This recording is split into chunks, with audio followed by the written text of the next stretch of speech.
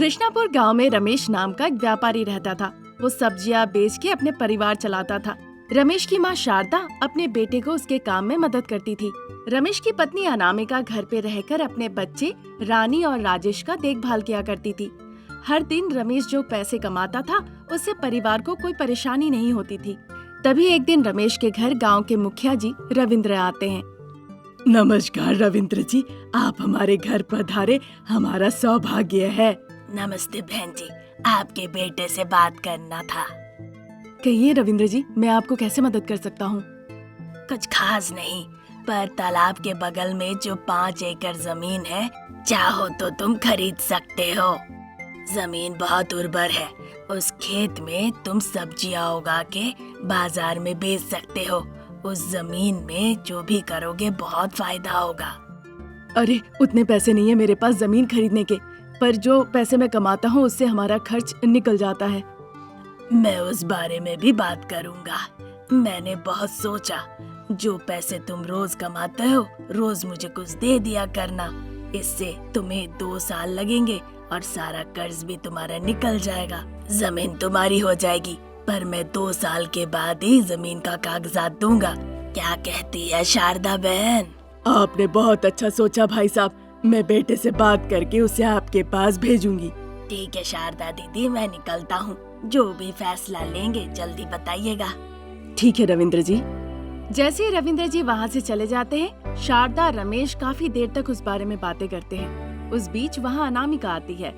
अजी, जो तालाब के बगल में खेत है ना, उसके बारे में कुछ पता चला है। उस पे खेती करने में कोई दिक्कत नहीं है, पर उस पे बहुत रिस्क भी है। अगर किसी भी हालत में तालाब का पानी भर जाता है तो सबसे पहले जो क्षति होगी वो हमारे खेत को ही होगी।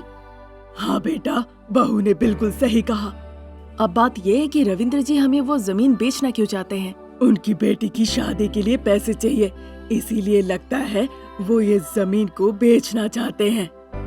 पर उन्होंने तो हमसे एक साथ पैसे नहीं मांगे। उन्होंने कहा कि थोड़े थोड़े करके 2 साल में उधार चुका देने के लिए। पर अगर हम थोड़े थोड़े पैसे देंगे, फिर अपनी बेटी की शादी में वो पैसे कैसे खर्च कर सकते हैं? आप ही बताइए। हाँ माँ, ये तो सोचने वाली बात है। फिर तो वो कागजात जरूर जाली होंगे, मालिक कोई और ही होगा। रविंद्र जी कुछ गड़बड़ कर रहे हैं। उस जमीन को खरीदने की जरूरत नहीं, ज्यादा सोचो नहीं, जाओ अपने काम पे जाओ। फिर सभी लोग अपने अपने काम में व्यस्त हो गए। अगले दिन सुबह रमेश भी अपने काम में व्यस्त हो गया। क्या बात है, कुछ विशेष काम से जा रहे हो? कुछ खास नहीं माँ जी, वो हमारा तालाब है ना, वो तालाब की नीलामी कर रहे हैं। वहाँ पे बहुत मछलियाँ हैं, मैंने देखा है। लोग वहाँ जा रहे हैं भीड़ लगा के मछलियाँ लेने के लिए। पिछली बार मैं जब गई थी तो देखा कि कई लोग उन मछलियों को बेच भी रहे हैं। हाँ रमेश, बहुत दिनों से हमने मछली भी नहीं खाया है। अगर संभव हो तो तुम उस तरफ जाना और मछली ले आना, खाएंगे। माँ, आज नीलामी होने वाली है तालाब की, तो वहाँ कोई मछली नहीं बेचेगा। मैं कल तुम्हारे लिए मछली जरूर ले आऊंगा। ठीक है, बहुत पहले तुम्हारे पिताजी वहीं से मछली लाते थे और खुद ला के पकाते थे, बहुत स्वादिष्ट होता था। सुना है उस तालाब की मछलियों का बहुत डिमांड है सासू माँ। जो भी उस तालाब को खरीदेगा ना, वो तो करोड़पति हो जाएगा। शहर में उन मछलियों का बहुत डिमांड है। पता है, बड़े बड़े होटल वाले भी यही तालाब से मछली लेने आते हैं। ओह अनामिका, तुम्हारी ऐसी बातें सुन के मुझे भी अब मछली खाने का मन कर रहा है। अब तुम ये सब कहना बंद करो, ठीक है ना? नीलामी देखने के लिए रमेश तालाब चला जाता है। फिर शाम को वो घर लौट आता है। उधर दोपहर से ही तूफान और बारिश शुरू हो गई थी। रात तक बारिश की रफ्तार बढ़ जाती है। अरे ये अचानक बारिश क्यों हो रही है? अभी तो बरसात का मौसम भी नहीं है। सासू माँ, ये साइक्लोन है। पूरे 1 हफ्ते तक ऐसी ही बारिश होगी। हाँ माँ, इसीलिए नीलामी भी 1 हफ्ते तक आगे बढ़ा दी गई है। मैं गया था मछली पकड़ने के लिए, पर ऑफिसर लोगों ने कहा कि हम मछली अभी नहीं पकड़ सकते हैं। नीलामी के बाद ही हम वहाँ से मछलियाँ ले सकते हैं। माँ, ठीक है बेटा, सब किस्मत है।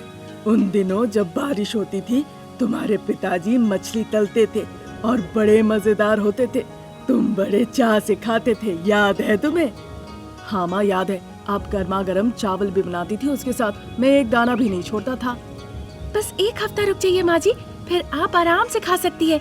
हम सब खा सकते हैं। वैसे अनामिका, दोनों बच्चों का ठीक से ख्याल रखना। ऐसे बारिश में दोनों को भीगने मत देना। तुम्हारे दोनों बच्चे बहुत ही चंचल है। ऐसा क्या? मैंने तो कभी उन्हें शैतानी करते नहीं देखा।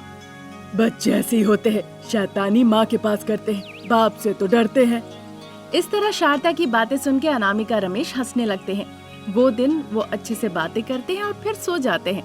पर अगला दिन भी बारिश रुकती नहीं। बारिश लगातार होती रही। भारी बरसात की वजह से तालाब पूरी तरह भर जाता है और तालाब के बांध टूटने लगते हैं। तालाब के पानी से पूरे गांव में बाढ़ आ जाता है और बाढ़ के पानी के साथ साथ तालाब की मछलियां भी बहकर गांव में आ जाती है। माँ मछलियाँ, माँ मछलियाँ। हाँ सासू माँ, मछलियाँ। अभी भी तुम लोग सोच रहे हो क्या? हम लोग जाके मछलियाँ पकड़ के ले आएंगे। सासू माँ, आप बारिश में मत भीगिए, मैं और मेरे पति जाके ले आते हैं। अरे बुद्धू, तुम लोग रुको। यही तो रहा इतनी बड़ी मछली। इसी मछली को काट के हम स्वादिष्ट मछली करी बना सकते हैं। रमेश, इसे सावधानी से पकड़ लो। अनामिका, और मछलियाँ पकड़ के ले आओ तो। ठीक है सासू माँ, मैं आप ही पकड़ लेती हूँ। वाह, मैंने पकड़ लिया। मेरे हाथों में मछली आ गई।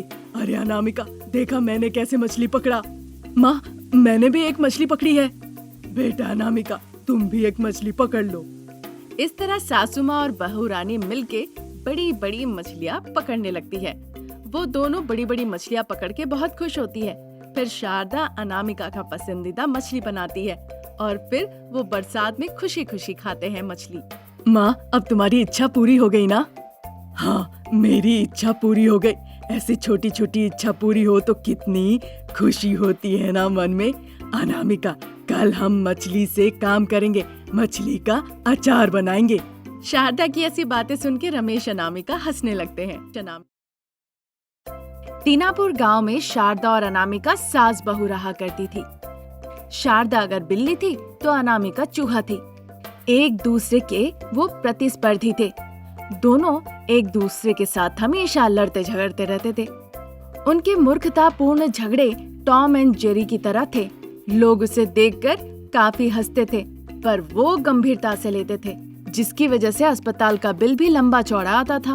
उनके रिश्ते ठीक करने के चक्कर में पति के जेब खाली हो जाते थे। तभी एक दिन बड़े गुस्से से सासू माँ शारदा किचन में आती है। वहाँ किचन में बैठे बैठे अनामिका फोन पे टीवी सीरियल देख रही थी। अरे बंदरी कहीं की, 1 घंटे पहले तुम्हें चाय लाने को कहा था, अभी तक तुम चाय क्यों नहीं लाई मेरे लिए, और यहाँ बैठ के टीवी सीरियल देख रही हो? या फिर फोन पे बैठे बैठे लूडो खेलती हो, नहीं तो ऑनलाइन केले बेचा करती हो? बात क्यों नहीं कर रही हो? ऐसे घूर घूर के क्या देख रही हो मुझे? जानवरों की तरह इस तरह आप चिल्ला रही है, बड़ा बड़ा मुंह खोल के। मैं क्या बोलूं? लग रहा है कि पूरा का पूरा माइक अपने पेट में घुसा लिया आपने। कुछ बोलने का वक्त भी देती है आप? हाँ, क्या तुमने मुझे जानवर कहा? सॉरी सासू माँ, मैंने उनके साथ आपकी तुलना नहीं की। बेचारे, वो तो बोल भी नहीं सकते। मुझसे बहुत बड़ी भूल हो गई। तो तुम क्या कहना चाहती हो? मेरा कोई गलत इरादा नहीं था। तुम्हारी सोच चूहे की तरह है, वही तो करोगी। जब तक शारदा आगे बोलने जा ही रही थी, उस बीच अनामिका घुस के कहने लगती है, वैसे भी आप मेरे सामने हाथी है और हाथी के सामने मैं चूहा, क्या होगा बताइए? थोड़ा कम करो तो ज्यादा बेहतर होगा। और कितना कम करूं? पहले 48 थी, अब 38 हो गई हूँ। अब इससे ज्यादा हल्की हो जाऊंगी तो हवा मुझे उड़ा के यहाँ से ले जाएगी, समझी?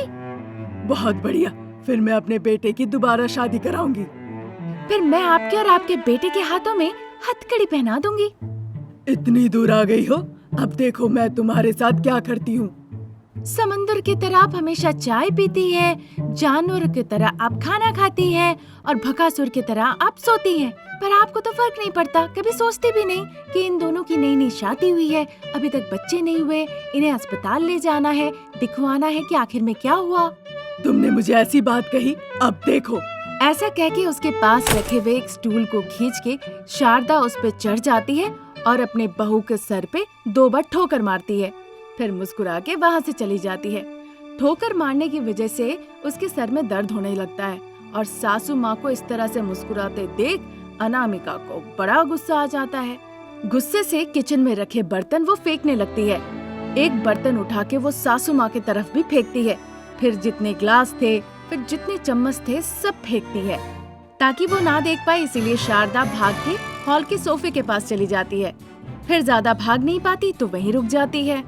फिर एक गोल सा पतीला आके शारदा को ठोकर मारती है। शारदा वहीं पे गिर जाती है और उसका सर फूल जाता है। तब तक दूसरा ग्लास आके फिर शारदा को ठोकर मारता है। शारदा को बहुत जोरों का दर्द होता है। शारदा भगवान का नाम लेके चिल्लाने लगती है। उसी के साथ एक और गोला बन जाता है उसके सर पे। ये देखकर हंसते हंसते बहू रानी अनामिका हॉल में आती है। क्या हुआ सासू माँ, पतीले से आपको चोट लगी? शारदा कोई जवाब नहीं देती है। जो जमीन पे बर्तन गिरा हुआ था, शारदा उसे उठा लेती है।